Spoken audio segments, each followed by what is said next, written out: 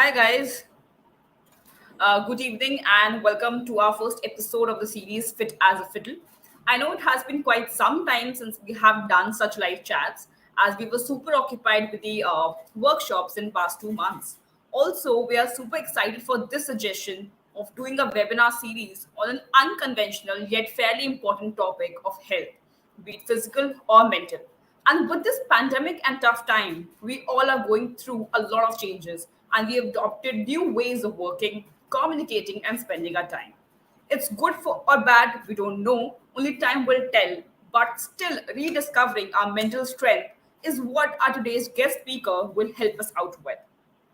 Please welcome Dr. Pragati Sureka, our guest speaker for the evening. She is an Indian author, clinical psychologist, and has a professional credentials from Harvard Medical School, Boston. Apart from her clinical practice, she's also a faculty member at Kornash, the Lifestyle Management School, Kolkata, a mental health vocational training facility. She's also known for her books Hope and also a recent release, Musings. Thank you, Pragati, for doing this chat with us. Thank you, Apurva. I'm quite excited to be here. Before guys we start the session, the chat box is open for you to keep posting your questions and anything that you want to ask from Pragati, and we'll take them up as we towards the end of this particular session. So let's get started and dive right into the topic. We'll be diving this into two segments. One where we'll be talking about psychology and behavior, and second we'll be exploring more about mental health with respect to work from home setup and in the corporate world. So my first question to you, Pragati, is which even I am kind of confused about is that why should we know about psychology and a mindset? One, and second, when we talk about these lingos or vibes, my psyche doesn't match with you. Is it that same as psychology? For example, saying that I don't get a vibe of this new job, I might not getting a vibing with that person. What is a mental well-being and psychology, and how are they related? Fantastic. That's a lot of questions, Apurva, and I will answer it to the best as I've understood it. Psychology essentially is about human behavior. The thoughts we think, how is it that they influence our behavior, is what psychology tries and studies. If you look at it, even when we label with diseases, you can't Yeah. see anxiety, you can't see depression. But there are certain behaviors, there are certain thinking patterns which are associated, which help in the diagnosis of a disease per se, as we say in psychology. But essentially, psychology is about the thoughts that we think and how does that influence our behavior. What are the emotions? When we undergo an experience, with psychology, we understand it's not what's happening to you, but your interpretation of the event. Now, if you look at it, there are authors like Viktor Frankl who've written books like Man's Search for Meaning, where even though he was in a concentration camp, he managed to find some meaning, and that helped him overcome challenges. Now, would we say that that was the ideal situation? Most people physically and mentally broke down, but there were some who held on to their thoughts or found a sense of meaning that helped them overcome challenges. So, when we talk about psychology, what we try and do, we try and see what are the facets that influence human behavior. Psyche, again, is, in common parlance, it's used as your general way of thinking. But if you go to Jungian psychology, psyche then goes into your internal world, and there's a proper theoretical explanation of it. Mindset, when we talk about, it's our pattern of thinking. How is it that we think very peculiar kinds of thoughts? Now, let's say, Apurva, if you take yourself as an example, if you try and decide your mindset, it's your pattern of thinking. Over the years, you will see, or throughout the week, you tend to think similar kind of thoughts throughout the day. Oh, my day is busy. I'm wasting time. Oh, I'm getting so bored. This is so interesting. Why is this going this way? We all kind of think in a very particular way, and that becomes our mindset. Some of us feel like, if you see in the pandemic, I remember I called up an old lecturer of mine. I'm very fond of her. She's guided me throughout the years, and she's in her 70s. And I was like, ma'am, how are you feeling? And I knew that she was living alone. She told me, Pragati, I'm always fine. What will happen to me? So here there were people worried about their health, their loved ones. And here was this lady in her 70s. She's like, yeah, there are some challenges. Nobody's coming to cook my food or look after my basics, but I'm learning. My computer is not working, so I'm learning to work on the phone, and check dissertation papers on the phone. So I realized it's our attitude, that is what makes a mindset. So we can have a growth oriented mindset, which is more about with any experience that we have through life. It's an opportunity to grow, or what is my learning today? Some things go well in life, some things go badly, some things are just blah or routine, you're like, okay, it needs to be done, so I'll do it. But overall, at the end of the day, does your mind ask you such questions? What did I learn today? What was good today? What can I change? So if people, who habitually look at the day like that, they have a growth mindset. So that is a very comprehensive and I hope a simplistic view of everything that you were asking me. Yeah, yeah. And what if we add the word corporate before psychology? How does that make a difference? See, when you talk of corporate psychology, one is the organizational behavior that we talk about, what is the organizational culture? How can an organization motivate its employees? What kind of human emotions are at play? What kind of culture is there? Is it growth oriented? What enhances people's performance? So, when we talk of corporate psychology or organizational psychology specifically, we look at facets like team building activities, we look at performance, we look at motivation, we look at the role of emotions when it comes to people interacting with each other, and how does that transmit into bottom lines. But these days also there are a lot of startups that we are seeing, with corporate psychology. These days post pandemic, it's the new buzzword which is around, Correct. everybody wants to get into mental health because now they feel that it's the latest unicorn investment on the horizon. True. True, I mean that's very true. And does this kind of differ in different functions of life? For example, with work, with love, with money, with my personal life. Let's say I'm not sure if this like kind of fits right or not, but I feel that I'm very confident when I talk about my work, and I'm very risk taking as a professional at my professional front. While the opposite kind of happens with me on my personal front, I'm kind of a risk averse. I will think twice or thrice before taking up any decision or making a move. So I don't know if does that make a difference when we talk about different paradigms of our lives and our psyche. Uh, Again, it's how individually we face situations. For me, I have seen people who thrive best are the ones who work on their whole potential. Because as human beings, we have six potentials for growth. And which is, again, it encompasses our physical potential, it encompasses our spiritual potential, the choices that we make, the relationships that we have, the work that we are doing. So a lot of study has been there which says that if we can balance everything like in a wheel, if we tap all our potentials on a regular basis, then we are able to navigate through life very smoothly. If you look at a wheel, if the wheel is in prime condition, so whether the road is bumpy, whether the road is well paved, if the wheel is in good condition, the wheel manages. But if there is even one nail missing or a spock missing, you see that everything goes haywire. So as human beings, we've started living very fabricated lives, We feel ki I can be one person at work, I can be one person at home, and finding that balance sometimes is very challenging. Could be because of our own unique way of thinking, but most of the time it's also because we are not looking for that synchronicity in our way of being. We take on personas or we have images, so we are not comfortable. We are like, okay, if you ask me if you can box it up, I'm going to be okay. If you don't ask me, I'm not going to be okay. Like you sent me a list of questions, I told you everything is fine. Now if I know my subject, I would be confident talking about it. You can ask me anything. Yes, True. there is always a risk that you will ask me something that I don't know anything about, or theoretically, I may have lost my touch if I'm not actively teaching the subject. But if I invest enough time into studying it and practicing it and, doing talk shows, chances are my stumbling would be a lot less. And in case there is stumbling, it's there. That's human.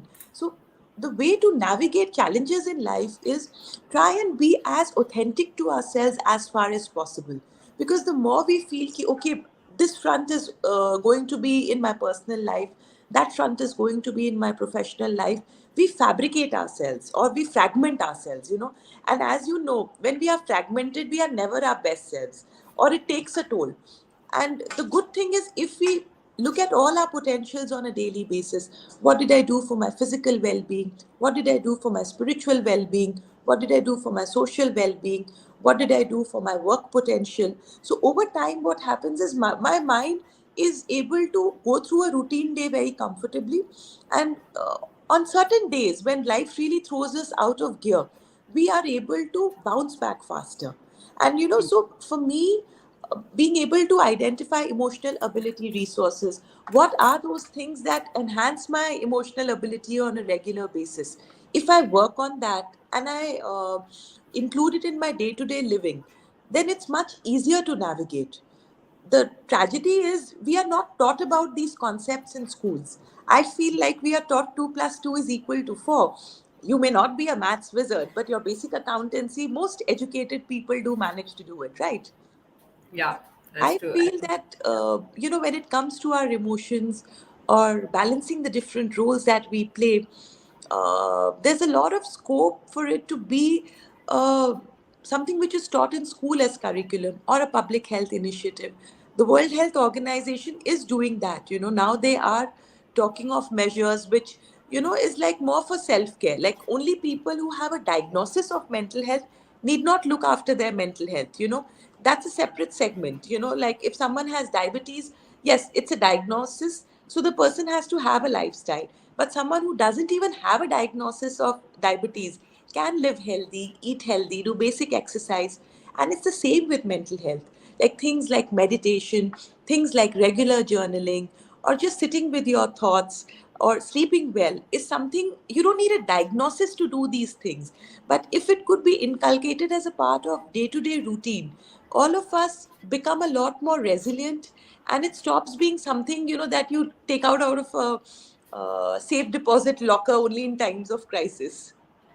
I think that's a very well explained answer. But like in the start of this answer, you talked about some six pillars. Can you just briefly throw some light on what these six pillars are?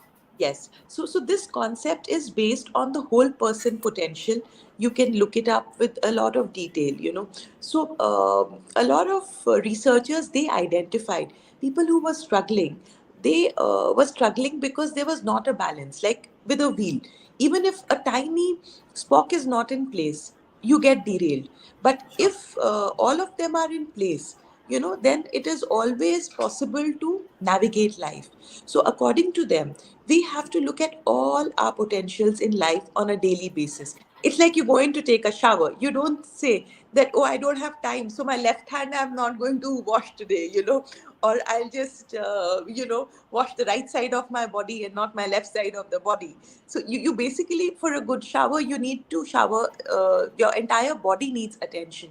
In the same way, for us, we need to look at all our potentials on a daily basis. Most of the time, we judge ourselves. Oh, I'm not a social person. I don't need to meet someone, or I'm very social. So we have these very blanket labels for ourselves. But here we have a social potential, which is our ability to connect to others. Now, if you were really someone who thrived in isolation, you would probably be living in the jungles, or be an ascetic at the top of the mountain. Even the least social person needs other people, that need to belong to others, that need for connection. It's wired in our survival. So our social potential, so what we need to do is ask ourselves daily, what did I do to cater to my social potential? My social potential may just be talking to a friend on the phone. My social potential may be logging into a webinar or listening, especially in these COVID times and hybrid times, that is the mode of communication. But each one needs to cater to it. Or people overdo it. They are so busy connecting with others that there is no sense of connection with their own self. So firstly, you have to see your social potential, that whatever you do through the day, how is it that you are relating to others, with your own self, with your higher power. That's also a side, and also with your own self. One side is that. Second potential that we look at is, your spiritual potential. What did you do? And spirituality is nothing but the quality of the relationship that you have with the most important person, and that is with your own self. Sometimes in therapy, a lot of times I tell people to do a very simple visualization, that give yourself a hug and say, I love myself. And I have people crying, they say, I don't love myself. Maybe because they only see themselves from the eyes of others. There has to be a significant other to love me. Perhaps parents don't love the way you want to be loved. And that's one malady we have, that we are all loved, but not the way we wanted. you know so we are always looking at ourselves from the lens of other people. So the spiritual potential is, how is it that I strengthen my connection with my own self? Okay, hey, this doesn't feel good today, so what can I do in its place? So when we go into that mode, where we go into that self nurturing and daily self care mode, we are able to harness that potential. The third potential we have is the potential of our physical potential. Now, if you look at it, we are given one body. You are born in it and you will die. But what is it that most of us do? Oh, I'm so fat. I wish I was taller. My nose is crooked. Ask anybody, and most people will say, this is wrong with my body. My hair is not nice. My eyes are not nice. My leg is weird. Hrithik Roshan had an extra finger, and he still went ahead and, was the heartthrob of millions. So we all have something that may be a little different from the others around, but that doesn't take away from us. So when we talk about our physical potential, it's about, how do I nurture my body? Do I appreciate my body? The thighs. Most women I see beyond an age are obsessing about the inches on their thighs. But your thighs help you sit in life. Do you appreciate your thighs like that? So with your physical potential, how appreciative are you? And yes, if you feel something needs attention, perhaps with your diet or the way you want to look after yourself, it's fine. But we can't have such a negative relationship with our body where we are constantly looking at it critically. So we need to nurture that facet of ours. It's okay. I don't get paid $1 million to lose 1 inch on my waist, but so that one slice of bread will not give me a cardiac because I am young enough to probably eat it. So that softness or that humorous attitude with your own body needs to be there. That's a physical potential. Why most of us are so tired these days is, while healthy eating is good, but most people have stopped eating basic carbs. So what happens is serotonin, what we say, complex carbs, or there's comfort food that we say. Food has become an enemy rather than a source of comfort. So Yeah. people are constantly finding faults with anything. Like earlier on, people could eat dal chawal and be happy. But these Yeah. days, if you tell someone I had dal chawal and aloo, they will look at you as though you've committed a crime. So much of starch in one meal. So these are some of the potentials which all of us need to cater to on a daily basis. Because, these are very simple and basic. But like Yeah. brushing your teeth daily or daily bathing, there is no option to not do them. So if we start doing even these basics, your handling of situations will go up tenfold. The feelings of joy and happiness that you feel, there'll be scope in your body and your mind for these feelings to come and take hold. I feel, yeah, obviously, when we kind of, all whatever you've said is something which we normally either do on a daily basis, Mhm. or is a very minute thing to just add up to our lifestyle. But really, when these all going to compound itself into a bigger picture, it will definitely give a very big blast to the personal health or the personal mind or the way we kind of look at things, because we are drawing such positivity into our lives on a daily basis that that positivity might help us encounter the negative outside negative that kind of comes our way. I Absolutely. think this was my question on asking you a framework which you already very beautifully decoded for us. But do you think there a scope that people keep changing? Obviously, we see that change is a constant. And so, how can someone change their psychology or their thoughts or their mindset about different things? Is that a possible thing? And if yes, then how? One is you take help from a practitioner. Cognitive behavior therapy is a very specific way of working on your thoughts. You have practitioners like what is done, like even I have seen that whenever I've done any CBT training workshops, you learn to think helpful thoughts. Most of the time, we look at thoughts as good or bad. This is good or bad. CBT teaches you, is this helpful to me? Is this not helpful to me? So you learn to think thoughts which actually help you perform better. And so this is a very professional and a very scientific way to work on your thoughts. Apart from that, for people who probably are just starting off the journey, you can look at YouTube videos. You can see something daily, which motivates you and changes the kind of thoughts that you think on a regular basis. I personally put up a lot of content on social media, whether it's YouTube, whether it's Instagram, and also on Udemy, where you can specifically work on getting emotional well-being as a part of your life. So one is, you use social media to change the way you are thinking or uplift yourself and motivational thoughts. The third way is a regular practice of daily journaling, which anyone can do. You can actually write down 4 questions on a daily basis. What felt good today? What did not feel good today? What can I change? In that, it could be that I may feel that, look, I'm not a good public speaker, and I have a presentation coming up at work, and so it's not optional for me, I need to do that. So how, that is something one can change. How does one change that?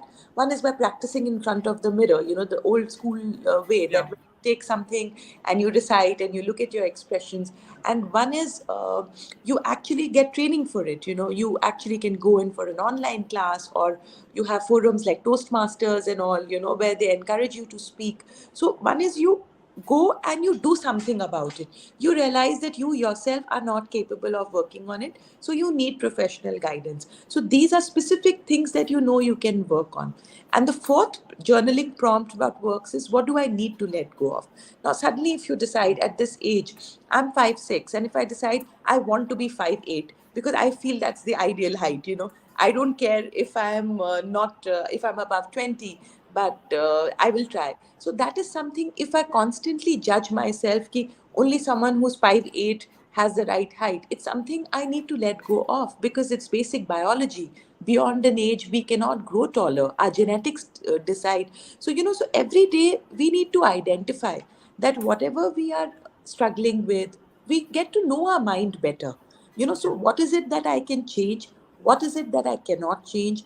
What felt good? What did not feel good? So over time, I learned to catalog my emotional well-being. I start learning, okay, I need to do things, which make me feel good. So my experience of positive experiences is a lot more than the negative ones. So if I have more positive than negatives on any given day, life feels beautiful. Then, we are able to let go of small things when things don't go our way. We are able to laugh off things. So slowly, with regular journaling, we definitely can work on our thoughts and the thoughts that we think. Sure. And I think now it's time to kind of shift our gears towards the second segment, totally focusing on mental health with respect to work from home. So my first question is, obviously, I'm sure a lot of people might have contacted you to talk about this, that how work from home has this particular new culture has affected us psychologically. And is there a very drastic negative effects that you've seen in people with respect to this new culture? See, there are a lot more reporting of the negative effects. Yeah. There are a lot of journal articles, even media picks it up. However, undocumented research I have seen, a lot of people have actually used this hybrid mode to reprogram their priorities. They've Okay. actually learned to stop rushing from one thing to the other. They've realized that, sitting at one place, if they can manage their basic routine, if they are disciplined and there's time management, they save a lot of energy. So, it's, I think, very skewed to say that no one has grown. Of course, it has adversely impacted most people, and there's nobody who has remained untouched. Everyone has been touched by anxiety, by depression, by fear, by loss. But at the same time, the ones who have been resilient are the ones who've used it as an opportunity to accept change, and also to see what is the new learning which is there. So I recommend, especially now that people are talking about the fourth wave coming in, and Exactly. already reports are coming in. So I feel is, forearmed is forewarned. So if something like that is happening, how do you intend to, again I go back to the whole person potential model, and it's there on my YouTube channel. Otherwise, you can just Google it. It's a very popular model. You will get enough material on that. And what one needs to do is start gearing up. How do I intend to look after my physical health, my mental well-being? How do I intend to look after my spiritual self? How do I look at my social self? And when I start preparing, ki this is the new norm, I am better prepared. Like even for people, like especially who have to sit and work on long hours in front of the computer, which is most of us, every hour practice the pause for 1 minute. Just go splash water in your eyes. Always have a glass of water next to you. So these simple things where you are hydrating your eyes, just looking after your basic physical comfort, or just switching off for a minute, really goes a long way in managing ourselves. True. And when we say that the line between work and life has kind of got blurred because you're in the same place, that home place has become your workplace during the day, and a personal life place during the night or the evenings. So people have actually got monotonous with their external environment because there's not much of a connectivity towards that. Plus, though there are options of people going on staycations and working from a new place, but eventually everything comes back to your home because you are stuck in a particular position. How do you think people can better manage this particular situation? Because I have been into one when I was getting adapted to the work from home culture. I was getting up for a new job and then I kind of got stuck with the work from home scenario. But eventually, my way out was that to keep shifting my workplaces, like during inside the home or a little more outside the home. But it was like every month, every 2 months, I need a new outlook towards around me, so that I feel that something is changing. So there's also a need of change because whenever we go to office, we have a new people to meet, we have a defined setup per se, but that line has not been drawn at work from home culture. So, what are your thoughts? See, here I feel that what needs to be done is analyze your own personality. Like I spoke about journaling, and we were discussing that earlier. So, see what is important to you. Like, see what worked for you is have a new background to work in. Yeah. Somebody I feel that it's very uh, discouraging to me. I feel that there is no sense of stability, in my workplace. Some people prefer that I have my desk, whether it's physically at office or at home. I need some quiet space. So that is something, you need to know what works for you, because all of us as individual are unique. However, universally, if I was to look at some tips, try and look for a well ventilated room. If it's next to the window, if there's some sunlight coming in, it just naturally peps up our mood. Try and have a quiet place, and keep your basic bandwidth in place, keep your headphones in place, so that will definitely help you out.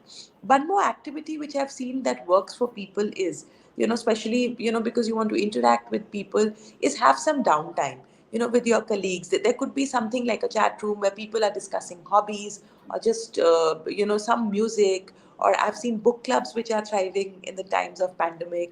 People are playing virtual games together. So if your social needs are getting very hampered, like a lot of people have found solace in cooking, gardening, reading, writing. Like I was talking to this lady. She's very high up with a corporate in Delhi.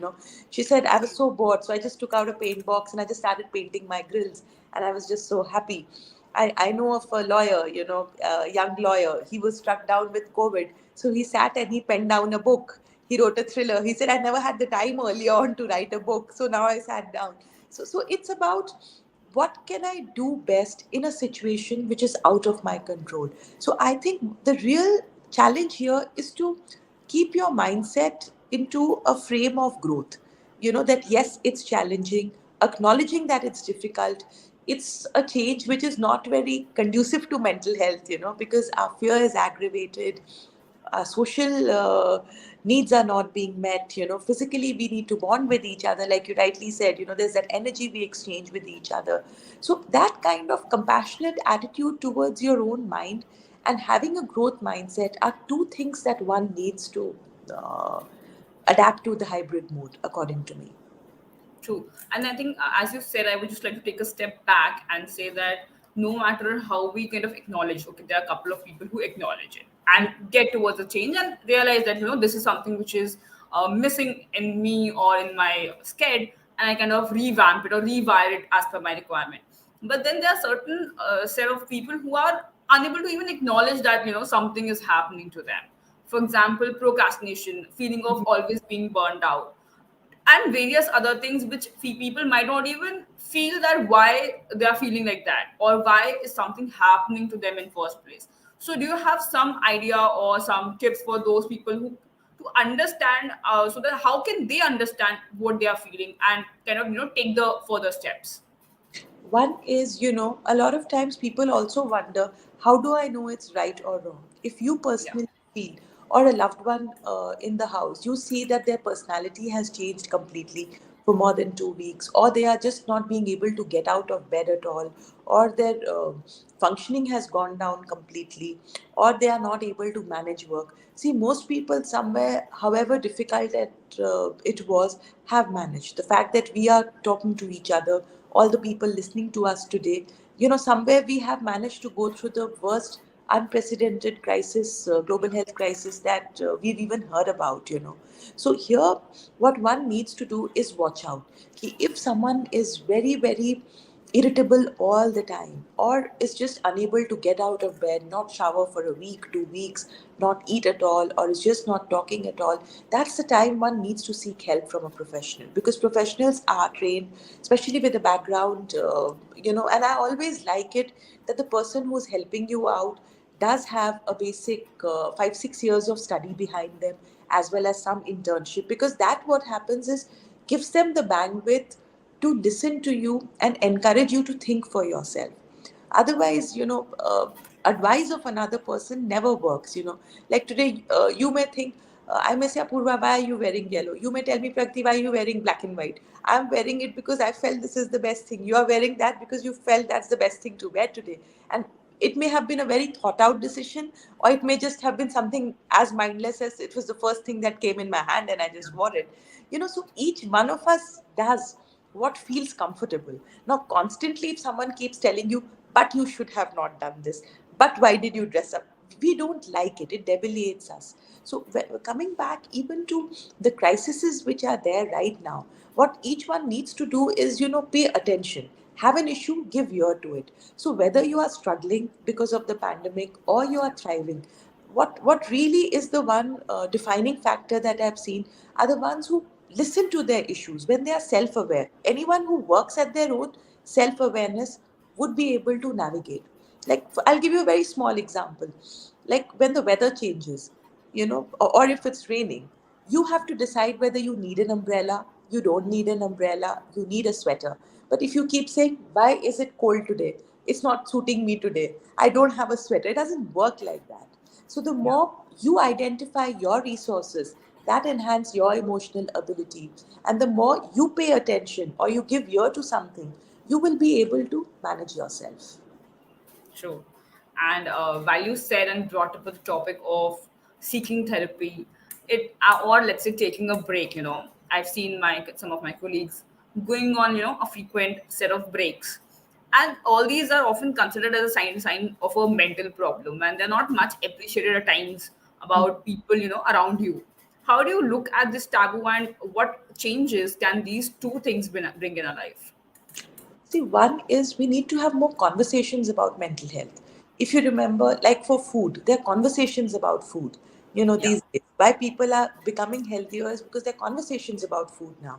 This is good for you, this is bad for you. Chana works for me, sattu works for me, quinoa works for me. This is too exorbitant, this is locally available.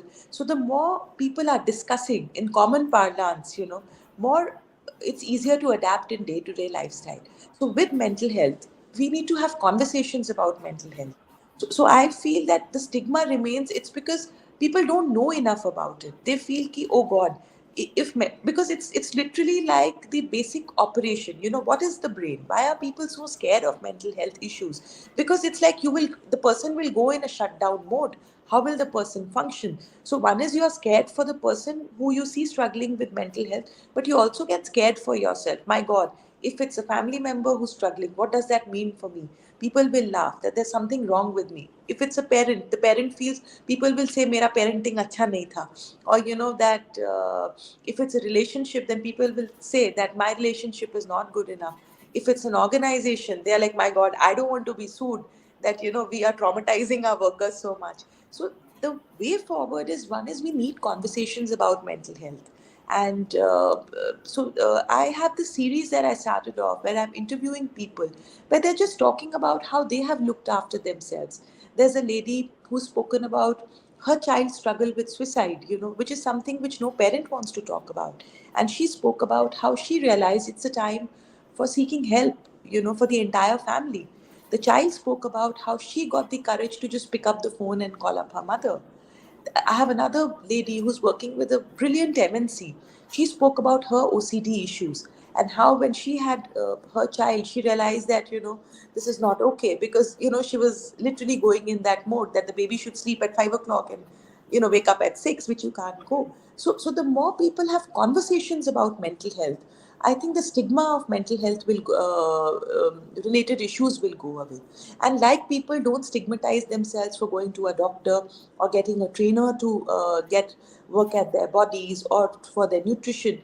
With mental health also, they will learn to seek help from qualified mental health professionals. Right now, I feel that we don't have enough storybooks. This is not something which is spoken about in schools, or even in colleges. People are taught strategy management, students, or any undergraduate course, how to make profits, how to be successful, how to make money, but nobody's taught how to manage their mind, when actually it's not that difficult. Like, when we give a young child a toothbrush, we don't think about what is the shape of the tooth. We know nothing about, most people do not know about dentistry, and whether the cavities are there and whatever. They know that if it's a cavity, the doctor will fix it, but you still need to brush every day. So with mental health, daily self-care is something which needs to become an essential part of preventive global health strategies. True. And I think that will also kind of bring more awareness into people, Yes, and also more acceptability. yes, yes. So I don't know. There was a colleague of mine who was kind of narrating that I went on a break for a week, Mm-hmm. and the questions that people started asking around her was, why taking a break? Are you bored of your work? Are you not enjoying your work? And stuff like that. Then taking a break just became a reason of not liking a work, not liking something. Mm-hmm. But it was as simple that she was feeling overwhelmed and she just wanted a break to realize what's going on in the external environment. It was that simple.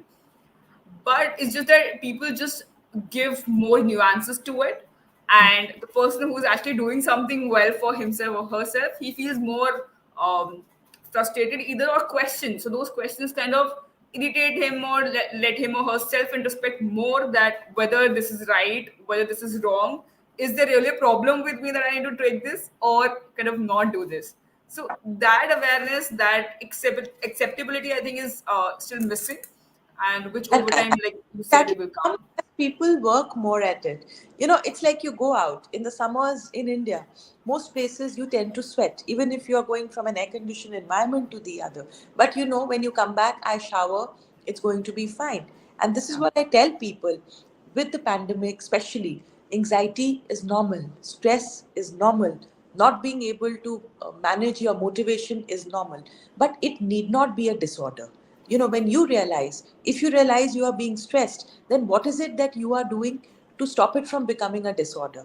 How do you need to unwind? How do you need to prioritize in a way so that you don't get overwhelmed? So it's literally like bathing after a day out in a hot sunny day.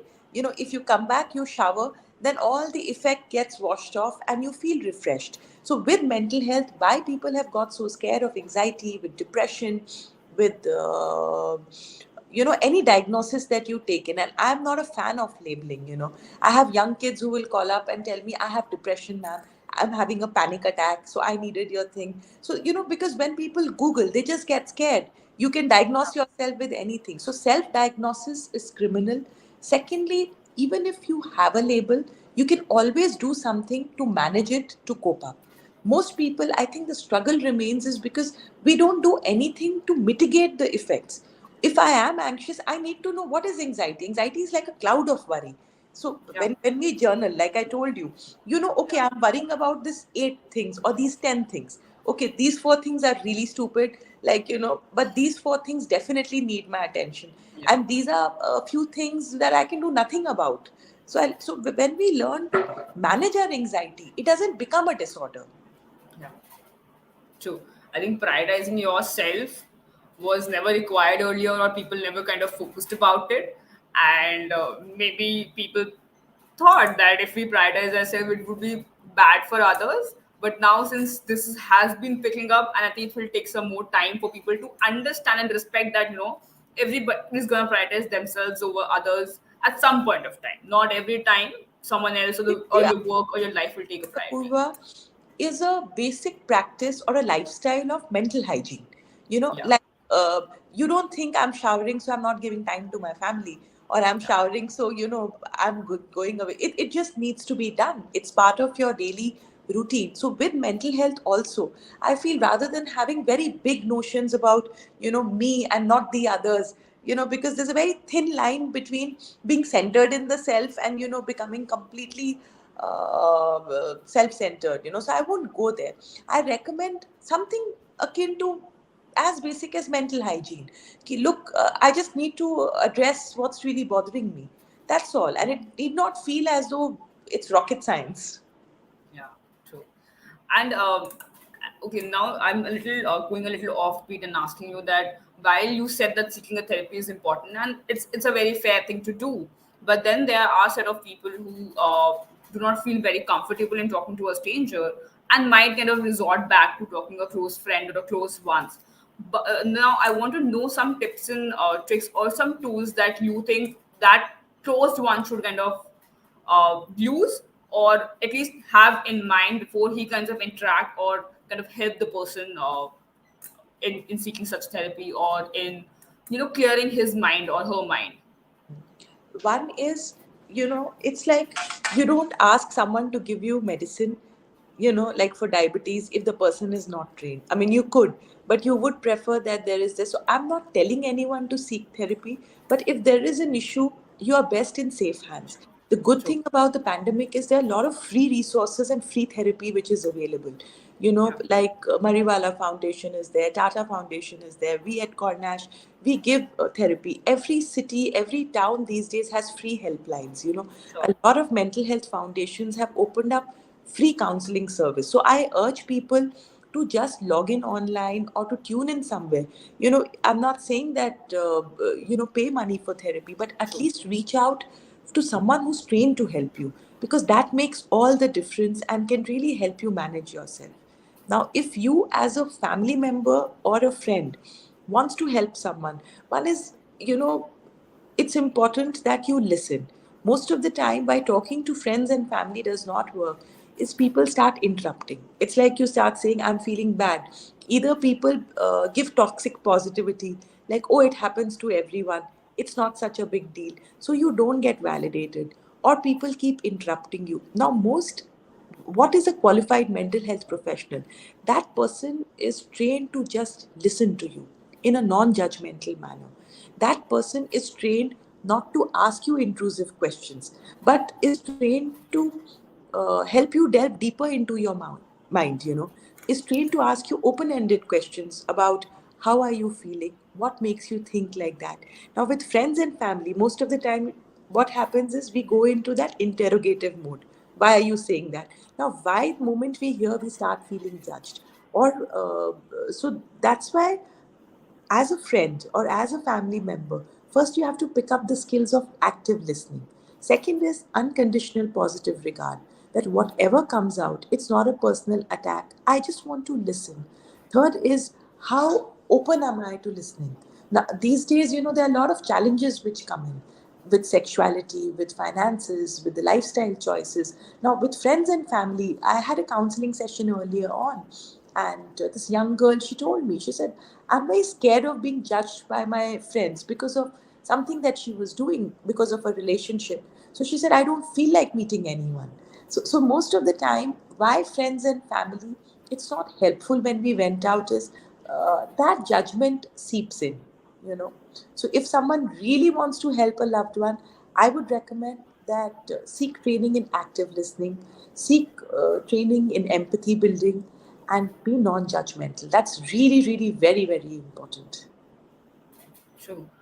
And also some tools and techniques that you think kind of work for people in, like you obviously quoted a lot while we answering the questions, but something that you want to leave people with for coping with this work from home or a hybrid work culture, and also to have a better balance between their work and life. One is journaling. Journaling has become as mandatory as daily brushing. You need to start being aware of your thoughts, what and your emotions. What felt good today? What did not feel good today? What can I do? So this, uses our neural pathways and cognitively. That is, cognitive is the way we think. It actually gets us in charge of our thoughts. It's like recharging your battery. You set your mind into being able to manage things. Now, why is it that we get overwhelmed? Because we feel this is happening, I have no control over it, I can't cope up. So, when you start doing daily journaling, you kind of get a sense of control over your own life and your own thoughts. You're like, okay, this felt good, this did not feel good. So, it's like, you are able to find that balance without doing too much about it or out of your routine. Second is adequate water. Most people are not drinking enough water. So, water flushes out toxins and it really helps you keep the osmotic pressure normal in your mind. So, the brain feels calmer, it feels cool, it's able to think very well. Our problem solving works very well.